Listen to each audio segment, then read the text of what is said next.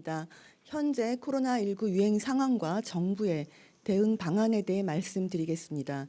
최근 코로나19는 6월 말 증가 추세로 전환 이후 여름철 유행이 지속되고 있습니다. 이번 여름철 유행의 원인으로는 지난 겨울 코로나19 유행이 그리 크지 않았고 코로나19 예방 접종률이 비교적 낮았던 점을 들 수 있습니다. 또한 면역 회피 능력이 높은 KP3 변이가 확산되고 에어컨 사용으로 인한 실내 환기 부족, 휴가철 이동량 증가 등이 복합적으로 작용했습니다.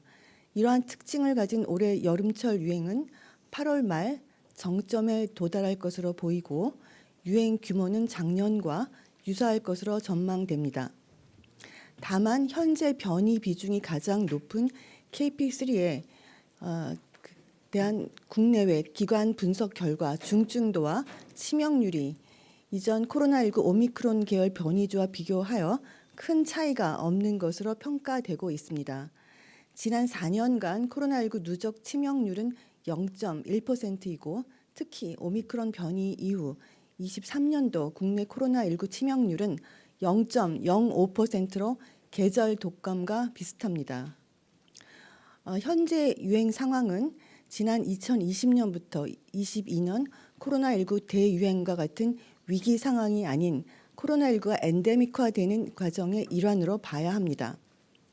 이번 여름철 유행으로 다시 거리 두기를 하거나 위기 단계를 올리면서 대응해야 하는 수준은 아니고 현행 의료 체계 내에서 관리 가능하다고 판단하고 있습니다.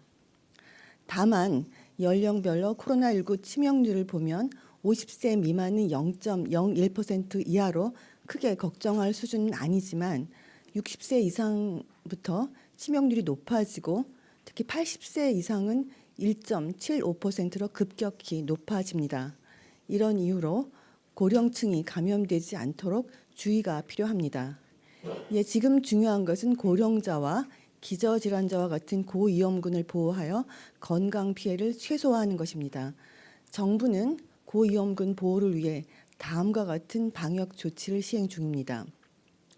첫째, 요양병원 등 감염병 취약시설에 대한 관리를 강화하였습니다.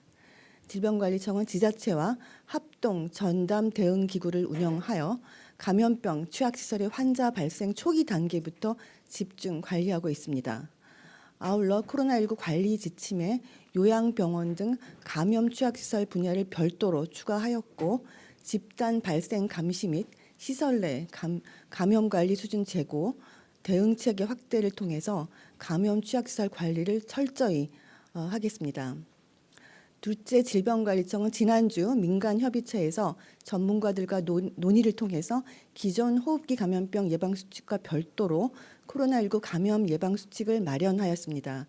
핵심 사항으로 손 씻기, 환기, 기침 예절 등 기본적인 예방수칙과 함께 사람이 많고 밀폐된 실내에서 마스크 착용이 감염 예방에 도움이 된다는 점을 강조하였습니다.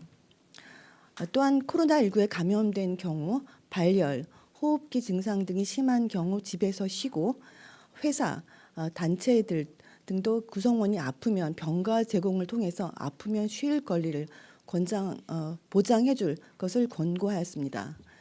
셋째로 고위험군은 빠르게 진료를 받는 것이 중요하기 때문에 안정적인 자가 진단 키트와 치료제 공급에 최선을 다하겠습니다.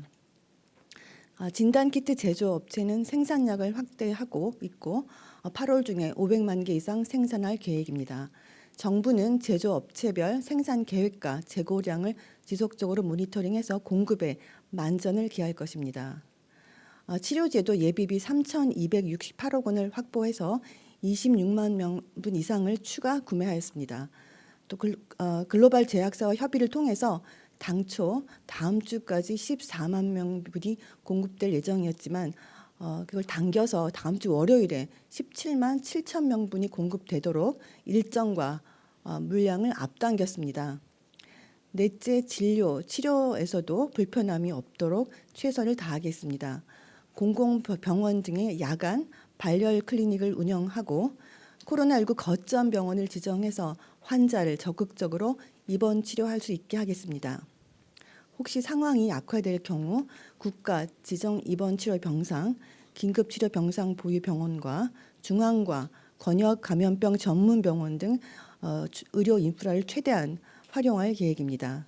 아울러 10월에는 24, 25년 절기 코로나19와 인플루엔자 동시 예방 접종을 실시할 예정으로 고위험군에 해당하는 65세 이상 어르신, 면역 저하자, 또 감염 취약시설 입소자 대상으로 무료 접종을 실시할 계획입니다.